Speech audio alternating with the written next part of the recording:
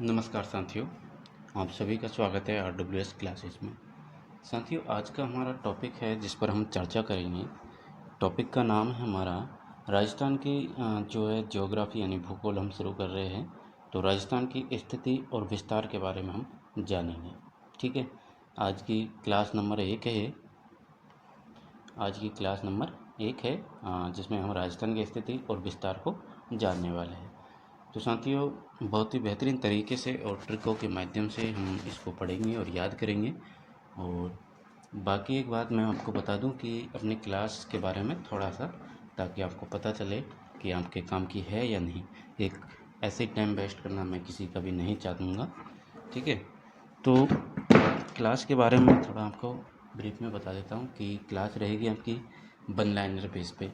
One liner base पे मतलब समझ रहे हो आप कि टू द पॉइंट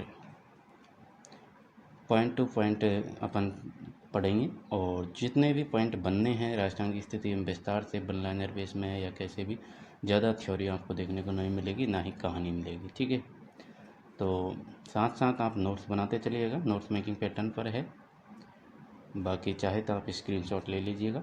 ठीक है बहुत बढ़िया तरीके से आप पढ़ेंगे एक एक पॉइंट को, और देखना अंत में जाके आपको बहुत ही महत्वपूर्ण और अच्छी लगेगी क्लास।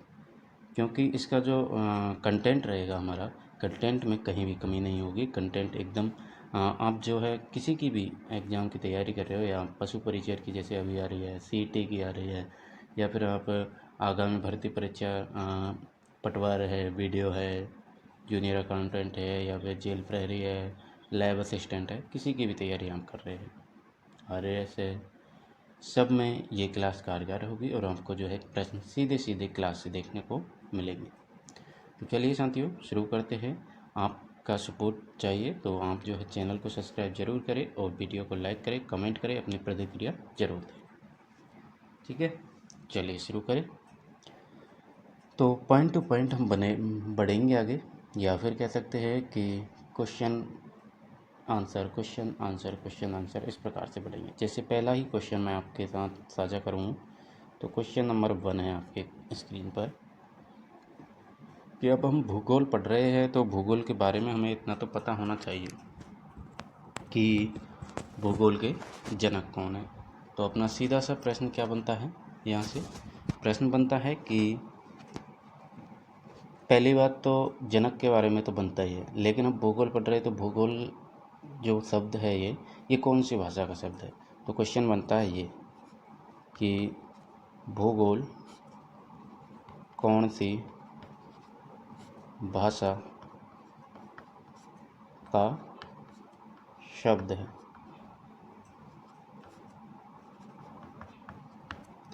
अगर आपको इसका आंसर पता है तो आप कमेंट में आंसर ज़रूर दें। ठीक है, इस प्रकार से हम एक एक पॉइंट को क्लियर करते हुए बढ़ेंगे।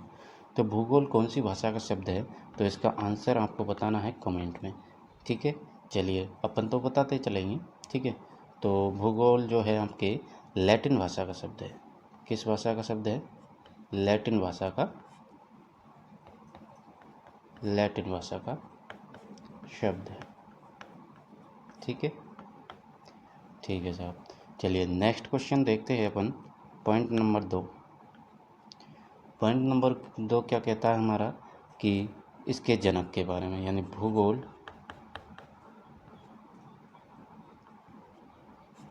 के जनक कौन थे। बात करते हैं भूगोल के जनक, तो आंसर क्या हो जाएगा अपना। आपको अगर आता है तो मैं क्या कह रहा हूँ, कमेंट में अपना आंसर ज़रूर लिखें। ठीक है, तो बताइए भूगोल के जनक कौन थे। तो भूगोल के जनक थे अपने हिक्केटियस। ठीक है, तो भूगोल के जनक कौन कौन थे, आंसर देना है आपको हिक्केटियस। भूगोल के जनक कौन थे? हिक्केटियस। और यहीं से एक प्रश्न और क्लियर होता है आपका कि भूगोल शब्द का सर्वप्रथम जो प्रयोग किया गया था वो किसके द्वारा किया गया था, किसने किया था, किस व्यक्ति ने किया था। तो यहाँ पर लिख लेते हैं इम्पोर्टेंट लगा के कि भूगोल शब्द का सर्वप्रथम प्रयोग किसने किया था? तो वो किया था आपके एरिस्टोथेनीज ने किया था। ठीक है, तो याद रखना इम्पोर्टेंट है। बात करते हैं, यहीं से एक पॉइंट और बनता है कि भूगोल के वास्तविक जनक कौन है। इस प्रकार से आपसे पूछा जा सकता है, तो हिक्केटियस को ही भूगोल का वास्तविक जनक कहते हैं। एक बार एक एग्जाम में ऐसा हुआ है कि पूछा गया था भूगोल के वास्तविक जनक कौन है, तो हिक्केटियस है। काफ़ी बच्चों ने सिर्फ इतना पढ़ा था कि भूगोल के जनक। अब वास्तविक जनक कौन है भाई? तो वास्तविक जनक भी हिक्केटियस ही है।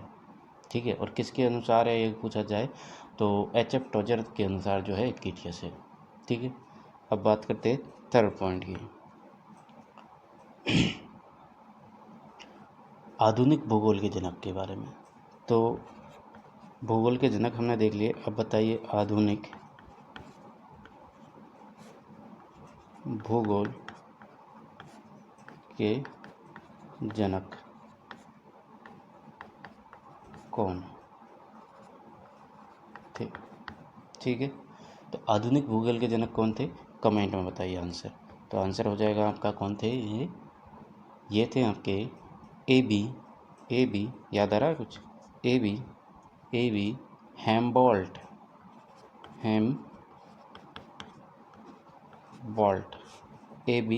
हेम्बोल्ट आधुनिक भूगोल के जनक थे। ठीक है, भूगोल के जनक आपके हिक्केटियस हो गए। भूगोल कौन सी भाषा का शब्द है? तो लैटिन भाषा का शब्द है। ठीक है, अच्छा, भूगोल शब्द का सर्वप्रथम प्रयोग किसने किया था? तो एरिस्टोथेनीज ने किया था। आधुनिक भूगोल के जनक कौन थे? तो ए.बी. हेम्बोल्ट।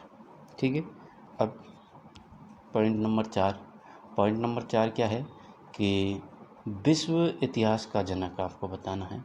क्या बताना है? विश्व इतिहास का जनक कौन है? तो विश्व इतिहास का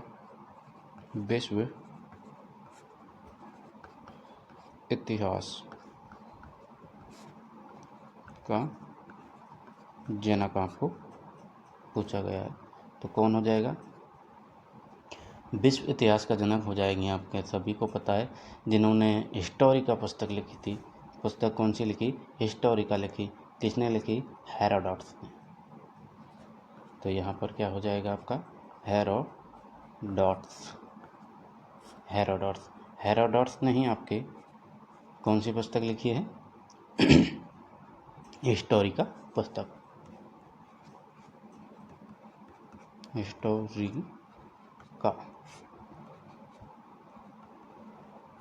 लिखी है। ठीक है, तो विश्व इतिहास के जनक कौन? हेरोडोटस ने कौन सी पुस्तक लिखी है?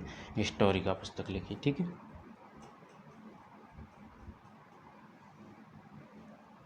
चलिए अब आप एक काम करिए, इसका लीजिए स्क्रीनशॉट और फिर मैं इसको हटाता हूँ, फिर हम नेक्स्ट पॉइंट की ओर बढ़ेंगे। ठीक है, तो एक बार आपके लिए समय दे रहा हूँ, स्क्रीनशॉट ले लीजिए। चलिए, ले लिया स्क्रीनशॉट, आ जाए। अब अगला पॉइंट है हमारा पॉइंट नंबर 5 कि विश्व इतिहास का जनक हमने देखा हेरोडोटस। अब भारत के इतिहास का जनक आपको बताना है। भारत, एक जैसे फैक्ट आपको ज़रूर याद करने चाहिए। ये चीज़ें अगर एक जगह मिल जाए तो सोने पे सुहागा कहा जाता है। बिल्कुल, तो मैं आपको एक जगह उपलब्ध करवा रहा हूँ सारे जनक जो है इनको, जो एग्ज़ाम में पूछे जाते हैं। तो भारत के इतिहास का जनक, भारत के इतिहास का जनक कौन है? तो भारत के इतिहास का जनक आप सभी को मालूम होना चाहिए कि भारत के इतिहास के जनक कौन है? वेद व्यास जी। कौन है? वेद व्यास जी। वेद व्यास, अच्छा, वेद व्यास जी है। ठीक है, बात करें राजस्थान के इतिहास का जनक, ये तो आपको आना ही चाहिए। अब 6 पॉइंट आता है आपका कि राजस्थान के इतिहास का जनक। तो राजस्थान के इतिहास का जनक कौन हो जाएगा? घोड़े वाले बाबा। अब आपको बताना है घोड़े वाले बाबा किन को कहा जाता था। घोड़े वाला बाबा, घोड़े वाला बाबा, या फिर हम कह सकते हैं क्या, Colonel Tod, Colonel James Tod. ठीक है, इनको घोड़े वाले बाबा के नाम से भी जाना जाता था। ये थे हमारे राजस्थान के इतिहास के जनक। अगर बात करें कि राजस्थान के इतिहास के जो वास्तविक जनक रहे हमारे, तो ये से यहीं से आपको जो है एक पॉइंट और याद रखना है, वास्तविक जनक याद रखना है। पूछ लिया जाए वास्तविक जनक कौन है, तो वास्तविक जनक याद रखना है आपको। वास्तविक जनक थे आपके गौरीशंकर हीराचंद ओझा जी, जो कि कहाँ के थे, रोहिड़ा के निवासी थे। तो लिख लीजिए गौरीशंकर हीराचंद ओझा जी। ठीक है, गौरीशंकर हीराचंद ओझा जो कि रोहिड़ा के निवासी थे। तो ये हो जाएंगे आपके वास्तविक जनक। चलिए बात करते हैं फिर आपके स्थिति और विस्तार को पढ़ रहे हैं। तो जनक तो अपने हो गए, हमने भूगोल का जनक देखा, विश्व इतिहास का जनक देखा, आधुनिक भूगोल का जनक देखा, भारत के इतिहास का जनक भी देख लिया, राजस्थान के इतिहास का जनक हमने देख लिया, वास्तविक जनक भी देख लिया राजस्थान के इतिहास का। तो अब स्थिति और विस्तार हमारा टॉपिक था, उस पर आ जाइए।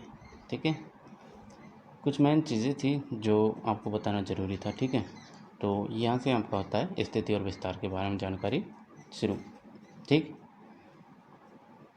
तो सबसे पहले तो मैं आपको बता दूं कि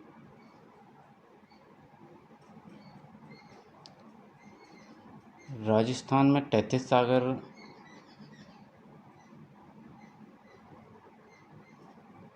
सागर से और गोंडवाना लैंड से जिन भूभागों का निर्माण हुआ वो आपको पता होना चाहिए।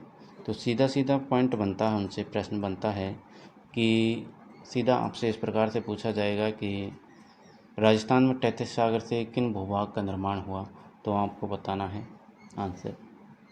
एक तो आपके पश्चिमी राजस्थान यानी कि मरुस्थल वाला क्षेत्र तैतीस सागर का अवशेष है, दूसरा आपका पूर्वी मैदानी भाग भी तैतीस सागर का अवशेष है, जबकि गोंडवाना लैंड के जो है आपके दक्षिण पठारी प्रदेश और अरावली पर्वत माला है।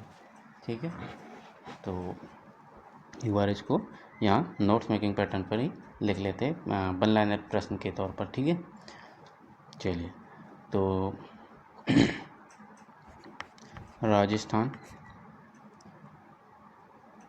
राजस्थान में तैतीस सागर, मुझे पता है अब कई लोगों के दिमाग में आ रहा होगा कि सर ज्योग्राफी को इस प्रकार से स्टार्ट करोगे।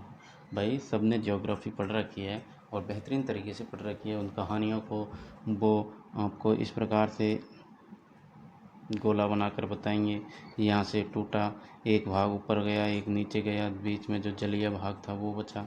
ठीक है, तो वो सारी कहानी आप पहले हर जगह पढ़ चुके हैं, तो अपन अब यहाँ पर सीधे सीधे प्रश्नों को कवर करेंगे। ठीक है, और बाकी ये चीज़ें बताएंगे आगे जब हम मैप के द्वारा अच्छे से पढ़ेंगे राजस्थान। ठीक है, अभी जो पॉइंट क्लियर करने हैं उनको कर लेते हैं। ठीक है, चलिए तो एक बार इसका ये थोड़ी मिस्टेक हो गई है, स्क्रीनशॉट ले लीजिए, फिर अपन करते हैं वन लाइनर बेस में क्वेश्चनों की बौछार। ठीक है, तो मैं इसको डिलीट कर दूं। ठीक, चलिए आ जाइए। तो पॉइंट है अपना कि राजस्थान में तैतीस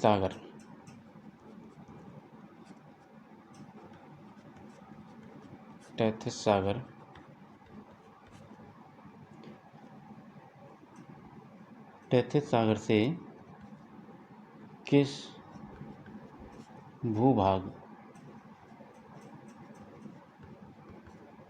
का निर्माण हुआ।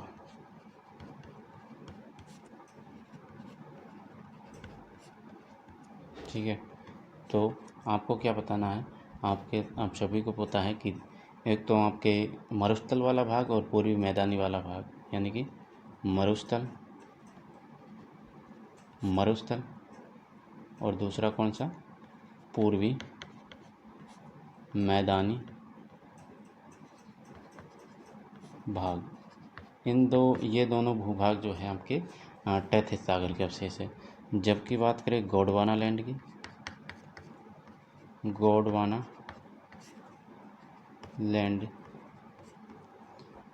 लैंड के जो अवशेष रहे आपके,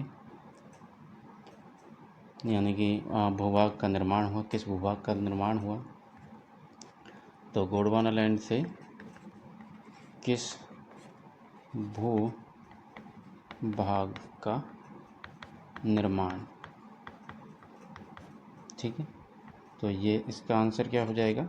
आंसर हो जाएगा आपका कि एक तो आपका दक्षिणी पठारी प्रदेश, दूसरा आपका अरावली पर्वतमाला। तो दक्षिणी पठारी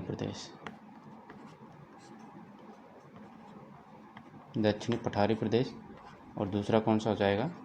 अरावली पर्वतमाला। ठीक है, तो अरावली पर्वतमाला आपकी और दक्षिण पठारी प्रदेश जो है ये आपके गोंडवाना लैंड के भाग थे। बात करते हैं एक और इम्पोर्टेंट अरावली पर्वतमाला का ये है, तो इससे एक फैक्ट बनता है कि क्वेश्चन बनता है कि अरब सागर की बेटी किस पर्वतमाला को कहते हैं, कई बार पूछा जा चुका है। तो क्वेश्चन क्या है आपका?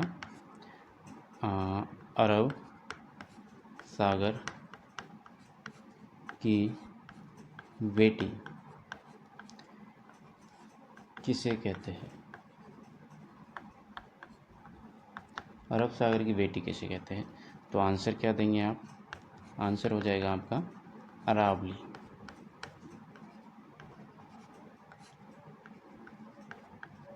पर्वतमाला।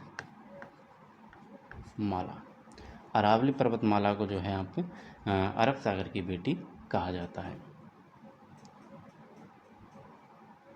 अब सीधा सीधा प्रश्न बनता है आपका राजस्थान के लिए। जो राजस्थान भारत का सबसे बड़ा राज्य बना था, फिलहाल सबसे बड़ा राज्य है, तो कब बना था ये?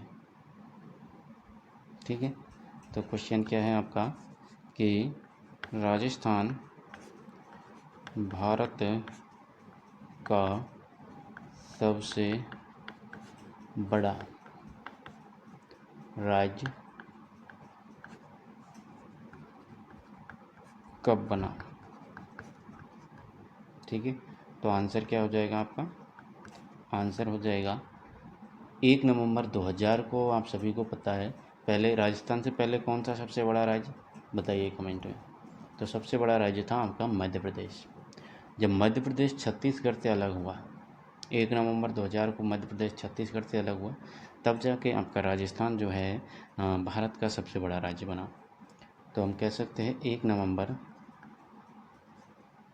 2000 को MP छत्तीसगढ़ से अलग हुआ। छत्तीसगढ़ से अलग हुआ तब राजस्थान बना।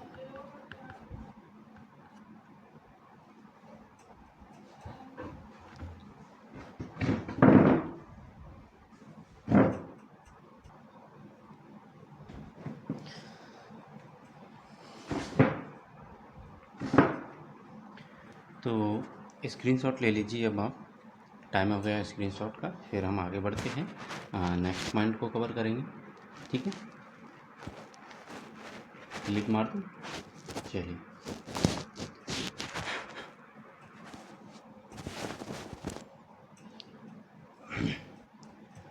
क्लास को अपने साथियों तक ज़रूर शेयर करें दोस्तों। अब बात करते हैं हम कि राजस्थान के लिए ब्रह्मवर्त शब्द का उल्लेख मिलता है, वो किस में मिलता है, किस वेद में मिलता है, ये आपको बताना है। तो क्वेश्चन नंबर आपका शायद समथिंग 10 है। ठीक है, तो लिख लेते हैं अपन कि राजस्थान के लिए जो ब्रह्मवर्त शब्द का प्रयोग किया गया, उल्लेख मिलता है, वो कहाँ मिलता है? राजस्थान के लिए ब्रह्मबर्त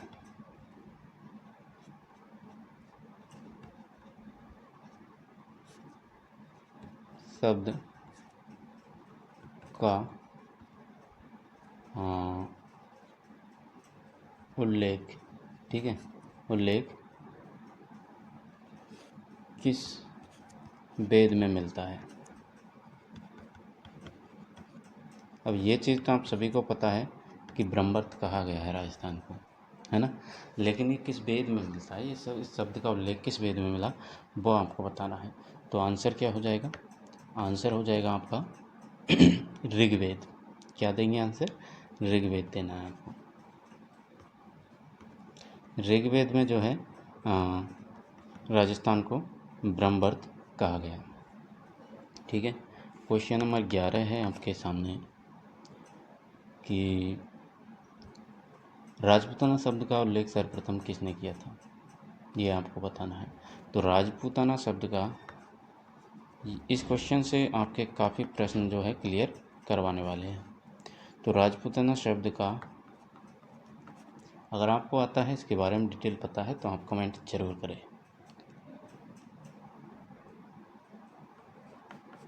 उल्लेख सर्वप्रथम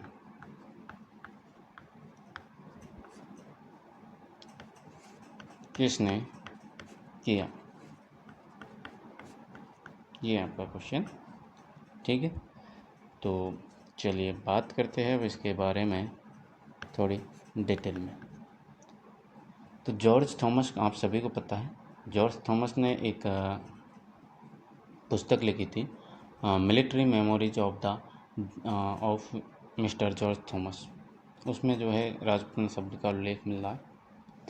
वैसे अब जॉर्ज थॉमस के बारे में जानकारी देखते हैं। तो जॉर्ज थॉमस ने कहाँ के थे, तो पहली बात तो जॉर्ज थॉमस जो है आयरलैंड के निवासी थे। तो यही आपको पता होना चाहिए कि जॉर्ज थॉमस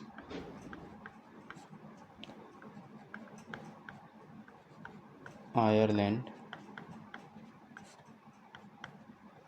के निवासी थे, ठीक है, आयरलैंड के निवासी थे। और दूसरी बात, ये राजस्थान में क्या कर रहे थे, तो ये जो है मराठा शासक दौलत राव सिंधिया के अंग्रेजी कमांडर थे। दौलत राव सिंधिया, दौलत राव सिंधिया के कमांडर थे, कमांडर थे, ठीक है।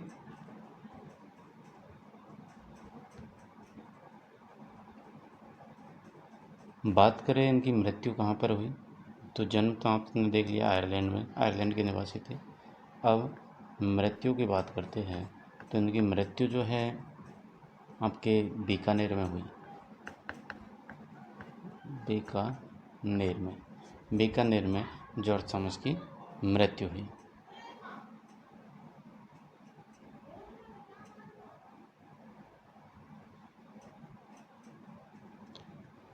इन्होंने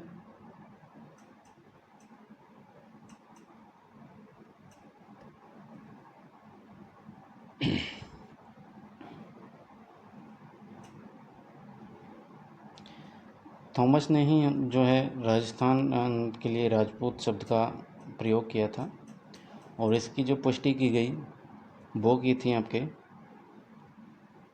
यानी अंडरलाइन करके लिख लीजिए कि पुष्टि किसने की, विलियम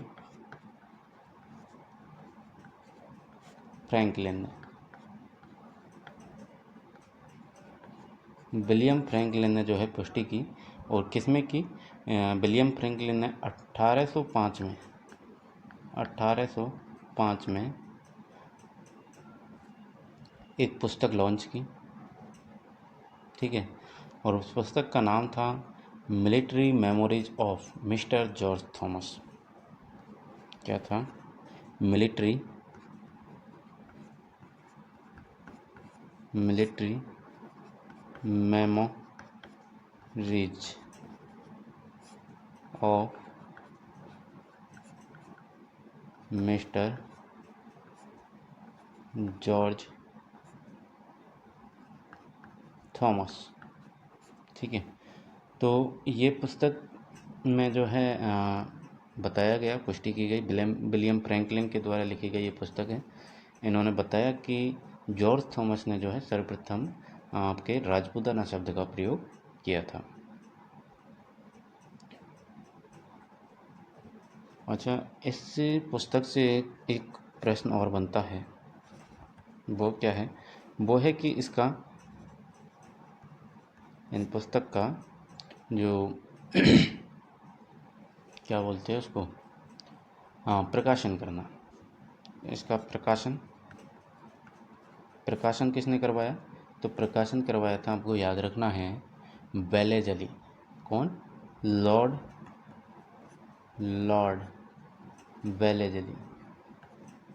वेलेजली ने जो है इस पुस्तक का प्रकाशन करवाया था। ये जो है मित्र थे इनके, विलियम फ्रैंकलिन के। ठीक है, तो विलियम फ्रैंकलिन ने पुस्तक लिखी military memories of the mister George Thomas. किसके ऊपर लिखी? जॉर्ज थॉमस के ऊपर। राजपूताना शब्द का उल्लेख जॉर्ज इस पुस्तक में मिलता है, और पुस्तक में ये मिलता है कि जॉर्ज थॉमस ने सर्वप्रथम राजपूताना शब्द का प्रयोग किया। जॉर्ज थॉमस कहाँ के थे? आयरलैंड के निवासी थे। कौन राजस्थान में क्या कर रहे थे? दौलत राव सिंधिया के कमांडर थे। मृत्यु कहाँ पर हुई? बीकानेर में हो गई। ठीक है, और ठीक है, इसका पुस्तक का प्रकाशन किसने किया? तो लॉर्ड वेलेजली ने किया था। ठीक है, इतना याद हो गया। अब बात करते हैं अपन, राजपूताना शब्द का हो गया, अब बात करेंगे हम राजस्थाना द्वितीय शब्द का उल्लेख के बारे में। तो मैं स्क्रीनशॉट ले लीजिए, स्क्रीनशॉट का टाइम हो गया है। ठीक है, ले लिया, चलिए। क्वेश्चन नंबर 12 है आपकी स्क्रीन पर कि राजस्थाना द्वितीय शब्द का उल्लेख मिला, तो कहाँ मिला? बताओ।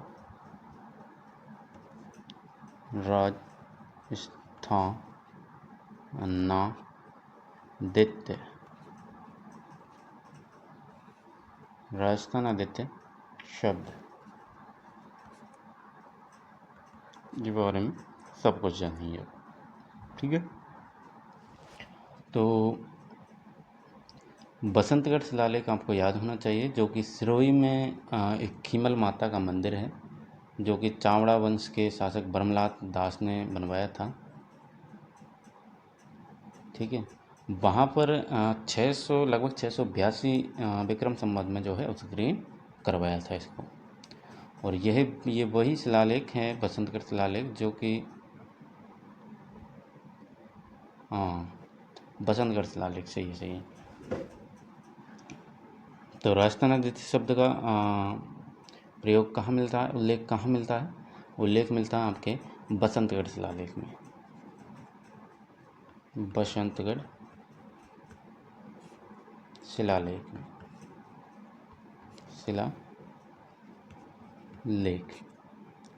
बसंतगढ़ शिलालेख में जो है आपके ये राजस्थाना द्वितीय शब्द का उल्लेख मिलता है।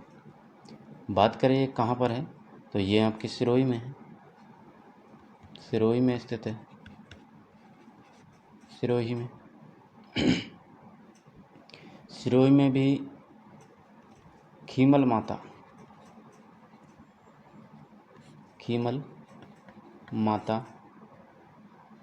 का मंदिर है,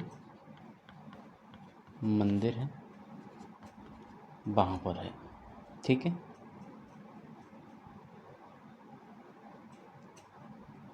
राजस्थान द्वितीय शब्द का पता चल गया आपको। अब बात करते हैं अपन राजस्थान शब्द का उल्लेख के बारे में। क्वेश्चन नंबर 13 है आपकी स्क्रीन पर, राजस्थान शब्द।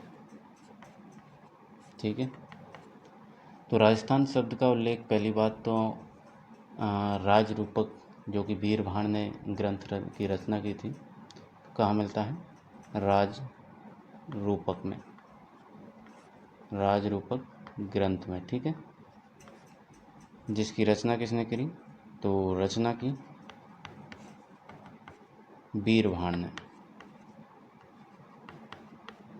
वीरभाण ने रचना की राज रूपक ग्रंथ की। उसमें आपके राजस्थान नाम मिलता है। दूसरी बात, मोहनत नैनसिरी ख्यात में भी आपको राजस्थान शब्द का उल्लेख मिलता है। तो दूसरा पॉइंट क्या आप देंगे? नैनसिरी ख्यात या फिर मोहनत नैनसिरी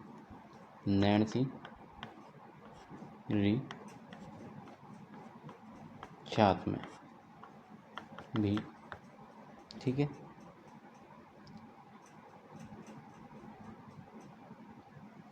तीसरा आप कह सकते हैं colonel James Tod,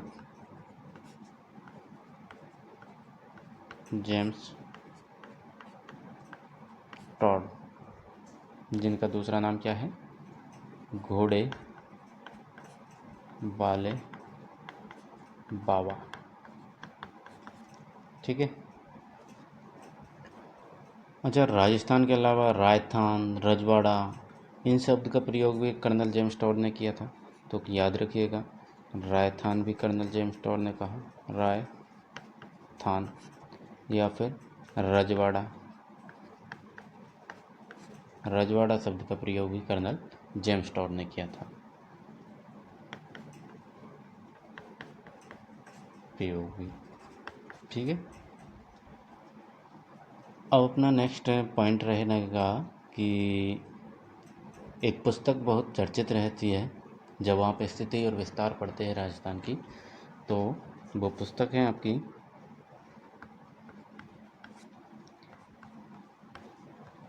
annals and antiquities of Rajasthan.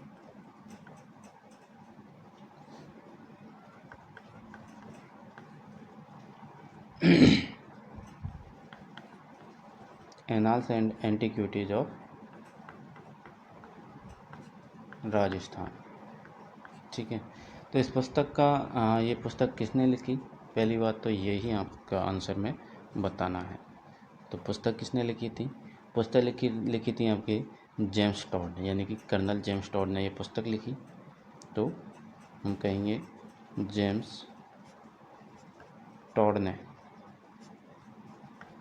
लिखी। दूसरा पॉइंट क्या बनता है यहाँ से बनता है कि इस पुस्तक का दूसरा नाम भी है, और वो नाम आपको पता होना चाहिए। तो सेकंड नेम क्या है? सेकंड नेम, तो सेकंड नेम है the central and western Rajput states of India. The central and एवं या फिर एंड, ठीक है, western Rajput, western Rajput states of India,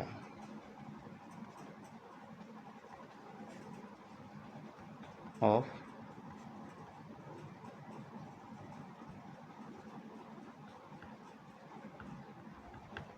India, ठीक है। तो annals and antiquities of Rajasthan, इस नाम से क्वेश्चन आए या फिर आए the central and western Rajput states of India नाम से आए। आपको जवाब क्या देना है? कर्नल जेम्स टॉड ने लिखी, ठीक है। दूसरी चीज़ यहाँ से एक और इम्पोर्टेंट फैक्ट बनता है कि ये कितने भागों में प्रकाशित हुई थी? तो ये 2 भागों में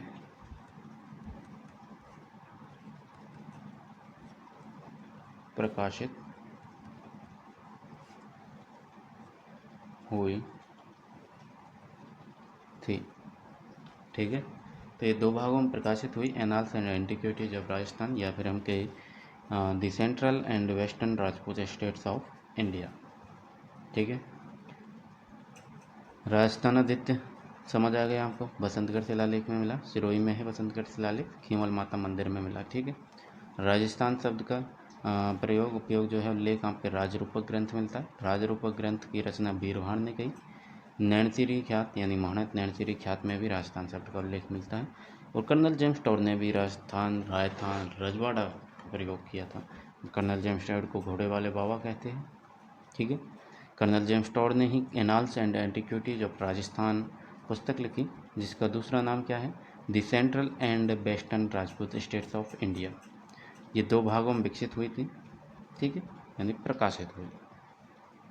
चलिए पढ़े नेक्स्ट, स्क्रीनशॉट ले लीजिए। चलिए अब बात करते हैं ये जो हमारे कर्नल जेम्स टॉड यानी घोड़े वाले बाबा हैं,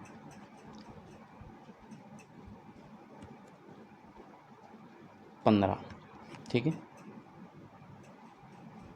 जेम्स टॉड कहाँ के निवासी थे। ठीक है, तो ये कहाँ के निवासी थे, ये थे, आपको पता होना चाहिए, लिंगस्टन शहर पड़ता है। अब किस में कहाँ पड़ता है लिंगस्टन शहर, आप बताइए कमेंट में, तब तक मैं लिखता हूँ। तो लिंगस्टन शहर कहाँ पर पड़ता है, लग दिया कमेंट में। चलिए, ये पड़ता है आपके स्कॉटलैंड में।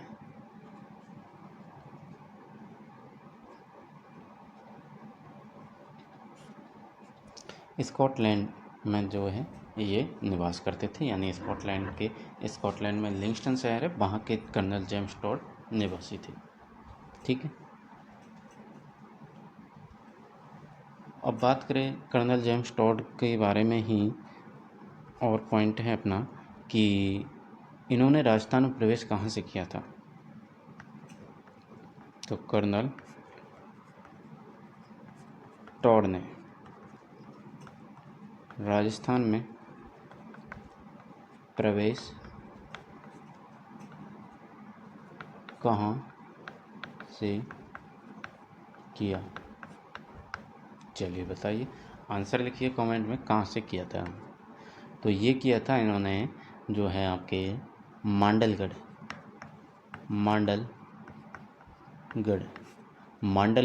अच्छा, मांडलगढ़ का किस डिस्ट्रिक्ट में पड़ता है बताइए। तो मांडलगढ़ आपके भीलवाड़ा। तो राजस्थान प्रवेश कहाँ से किया, मांडलगढ़ भीलवाड़ा में से जो है कर्नल जेम्स टॉड यानी घोड़े वाले बाबा ने प्रवेश किया। ठीक है, और इनसे रिलेटेड एक और क्वेश्चन बनता है कि जब ये भारत से वापस अपने देश यानी कि स्कॉटलैंड जा रहे थे लिंगस्टन शहर, तब एक घटना घटती है जो आपको याद होनी चाहिए, कई बार प्रश्न सीधा बना है ये। ठीक है, इम्पोर्टेंट है। तो वो घटना क्या थी मेरे दोस्त, वो घटना थी कि, चलिए लिख लेते हैं थोड़ा। जेम्स टॉड भारत से जब वापस गए,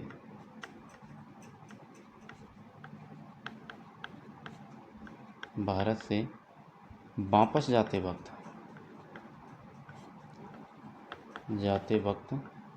समय, ठीक है, जाते समय क्या करते हैं ये, यानी कि ये गए थे अपने देश के लिए सन 1822 में। तो तब इन्होंने क्या किया, इन्होंने मानमोरी शिलालेख था एक, जिसे अपने साथ लेकर गए थे। तो मानमोरी शिलालेख को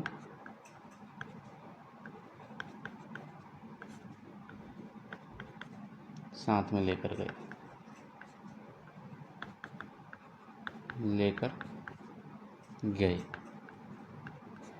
अब लेकर तो चले गए, लेकिन दिक्कत ये हुई कि वो था वजन, उसमें शिलालेख तो वजनी होता है, आप सभी को पता है।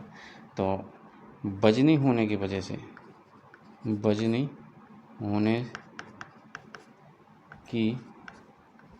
से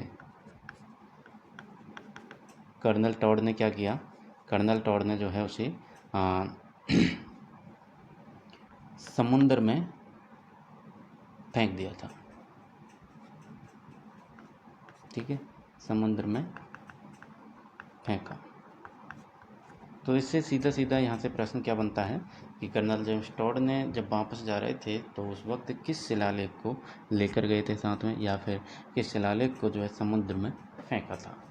तो आपको बताना है मानमोरी शिलालेख, ठीक है। अब यहीं से एक पॉइंट और हम भूल चुके हैं कि जो annals and antiquities of Rajasthan, इनकी जो पुस्तक थी, जिसे the central and western Rajput states of India के नाम से जाना जाता है, जो 2 भागों में प्रकाशित हुई, प्रकाशित 2 भागों में, ठीक है। और प्रकाशित किसने करवाया था? तो प्रकाशित करवाया था जेम्स टॉड के मित्र थे, जेम्स क्रूक, उन्होंने जो है प्रकाशित करवाया था। तो इस annals and antiquities of Rajasthan का हिंदी में अनुवाद किसने किया था और कब किया था, ये आपको बताना है। यानी इनकी पुस्तक एनाल्स एंड एंटीक्विटीज, आप पूरा लिखिएगा, ये मैं थोड़ा शॉर्ट में लिख रहा हूँ। ए से एनाल, ए से एंड, ए से एंटीक्विटीज, और of annals and antiquities of Rajasthan, Rajasthan का हिंदी अनुवाद, हिंदी अनुवाद किया। किसने किया था? वो किया था आपके पंडित जी। पंडित जी कौन? पंडित गौरी शंकर हीराचंद ओझा जी ने। तो पंडित गौरी शंकर हीराचंद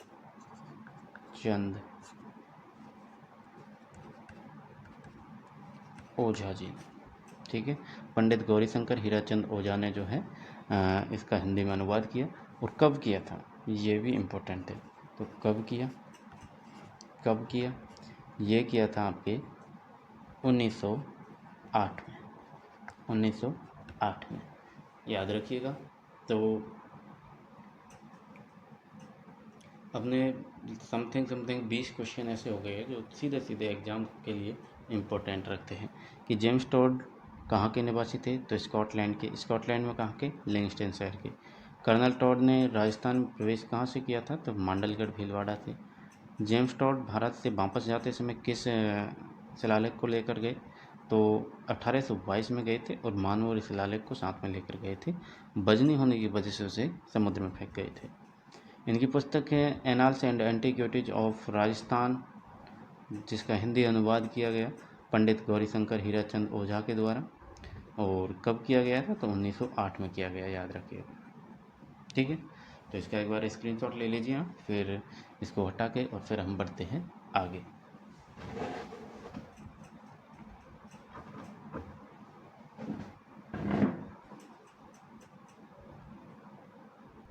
चलिए अब ले लीजिए स्क्रीनशॉट, थोड़ी तिरछी हो गई थी वो, तो अब ठीक दिख रहा है। अब स्क्रीनशॉट लेके और बढ़ते हैं आगे।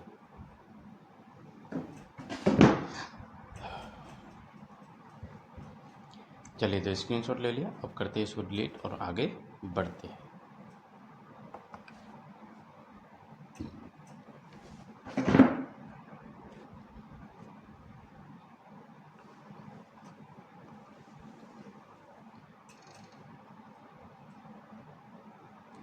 अच्छा, कर्नल जेम्स टॉड की एक पुस्तक और आपको पता होनी चाहिए। तो कर्नल टॉड, कर्नल टॉड की एक पुस्तक थी कि पुस्तक, कर्नल टॉड की पुस्तक the travels in western India, the travels in western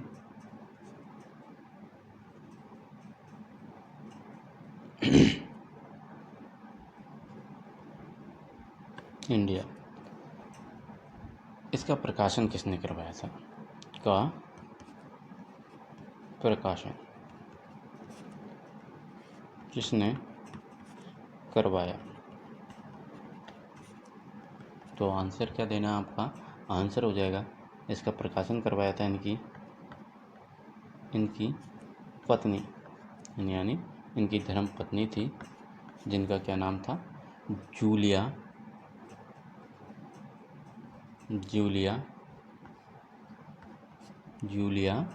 कल्टरवर्थ।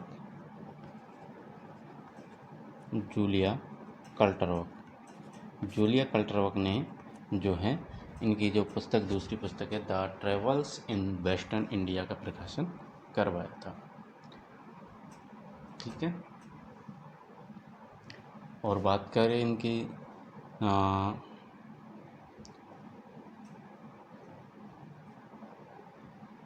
दोनों तो पुस्तकें हो गई, इनका जन्म मैंने आपको बता दिया। अच्छा, जन्म कब हुआ था ये नहीं बताया। जन्म वैसे तो स्कॉटलैंड में हुआ भाई, ठीक है, स्कॉटलैंड में लिंगस्टन शहर में। ठीक है, तो जन्म स्कॉटलैंड में लिंगस्टन शहर में हुआ, लेकिन कब हुआ? तो 20 मार्च 1782 को जो है इनका जन्म होता है टॉडकर। ठीक है, तो अब बढ़ते हैं आगे। एकीकरण के कुछ चरणों के बारे में जान लेते हैं कि एकीकरण से सीधा आपका क्वेश्चन क्या बनता है यहाँ से। 16वां क्वेश्चन है आपका कि एकीकरण के किन चरणों में राजस्थान शब्द का उल्लेख मिला है। अब जब हम पढ़ रहे हैं उल्लेख को लेकर, तो आपको इसका भी पता होना चाहिए। तो लिख लेते हैं कि एकीकरण के किन चरणों में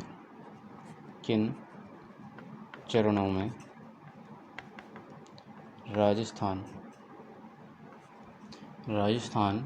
शब्द का उल्लेख मिला।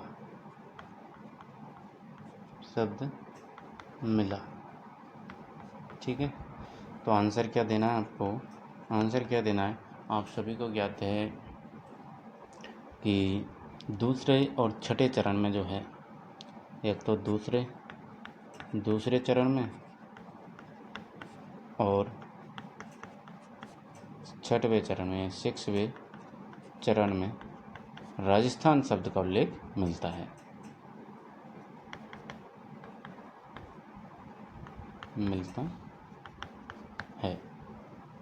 ठीक है,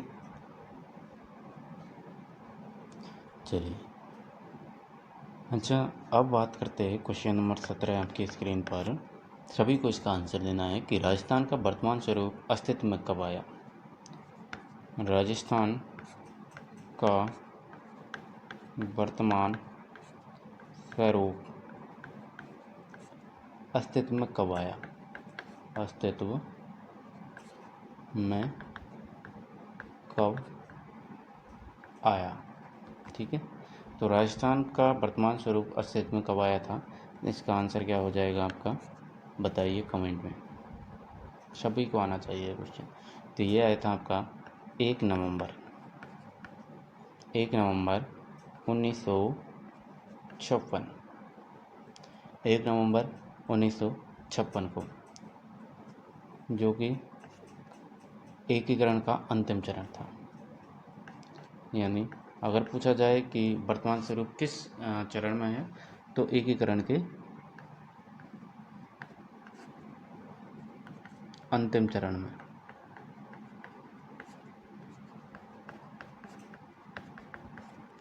एकीकरण के अंतिम चरण में जो है आपके राजस्थान का जो वर्तमान स्वरूप है वो अस्तित्व में आया था। यहीं से एक क्वेश्चन बनता है। अब वर्तमान स्वरूप में आया, तो आप सभी को क्या था, जहाँ अपने राजधानी जयपुर है, तो जो जयपुर राजधानी बनाई गई, ये किस समिति की सिफारिश पर बनाई गई थी, ये आपको बताना है। तो ये बनाई गई थी, जयपुर को राजधानी बनाया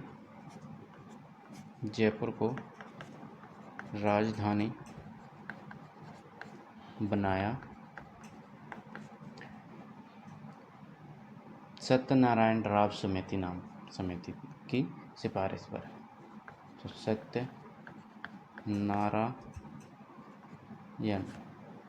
सत्यनारायण राव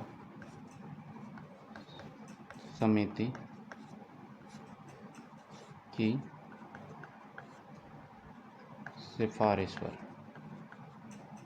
सिफारिश पर जयपुर को क्या बनाया?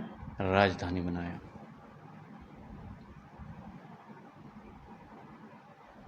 अब बात करते हैं कि जब एकीकरण हो रहा था, एकीकरण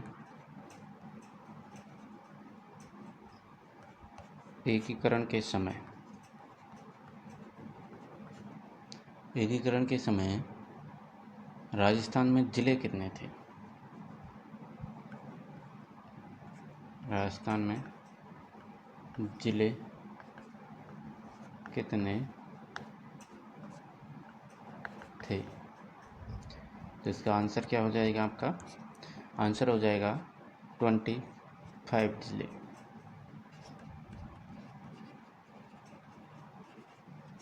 25 जिले इसमें थे उस वक्त। ठीक है,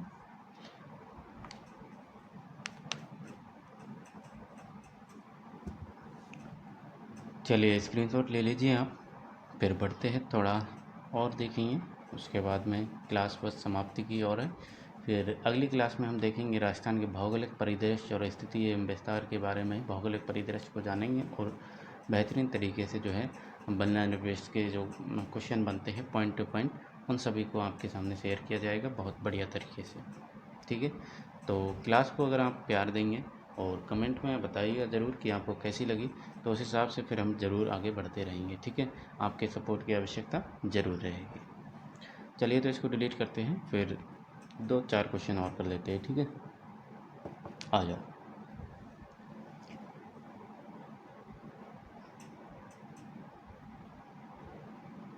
अच्छा, नए जिलों का गठन और आकलन हेतु गठित कमेटी कौन सी बैठाई गई थी उस वक्त? तो उस वक्त आपकी जो है क्वेश्चन बनता है आपका कि नए जिलों के आकलन के लिए पवार कमेटी बनाई गई। ठीक है, फिर आपका संभागीय व्यवस्था को लेकर भी क्वेश्चन बनता है जो इम्पोर्टेंट है 20 कि संभागीय व्यवस्था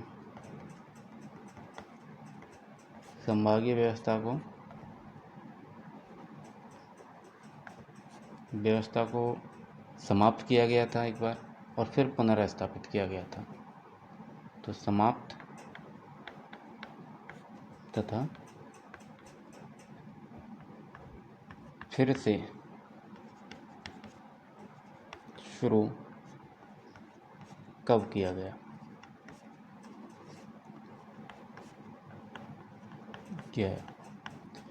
तो ये इसका आंसर हो जाएगा। आपको क्या बताना है कि समाप्त तो किया था आपके मोहनलाल सुखाड़िया ने समाप्त किया था 1962 में। 1962 में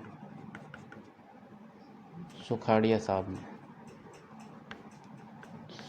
ने सुखा दिया। ठीक है, ऐसे याद रखो, सुखाड़िया ने सुखा दिया। फिर से शुरू जब हुआ था, मतलब संभागीय व्यवस्था को पुनर्स्थापित किया, तो वो किया था आपके 26 जनवरी 1987 को लागू किया, यानी फिर से जारी रखा। ठीक है, तो इन दोनों डेटों को याद रखिएगा। 1962 में संभागीय व्यवस्था को रोका था यानी समाप्त किया था, और 26 जनवरी 1987 को पुनर्स्थापित किया था। ठीक है, तो साथियों आज के लिए इतना ही, बाकी कल के क्लास में देखते हैं। और आज इसी प्रकार से हम क्लास को आगे बढ़ाते रहेंगे और वन लाइनर बेस में प्रश्नों की बौछार आपके सामने होती रहेगी। तो कैसी लगी क्लास ज़रूर बताइएगा, वीडियो को लाइक कीजिएगा, कमेंट ज़रूर कीजिएगा, अपनी प्रतिक्रिया दें और बताएं कि कैसी लगी क्लास।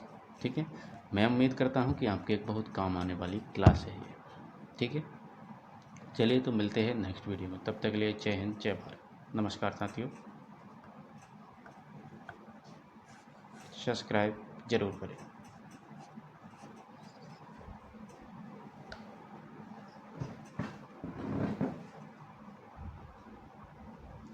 अच्छा, इसको ठीक ऐसे होना था। ठीक है, अब स्क्रीनशॉट ले लीजिए और मिलते हैं नेक्स्ट वीडियो में, तब तक के लिए जय हिंद जय भारत। Like comment share.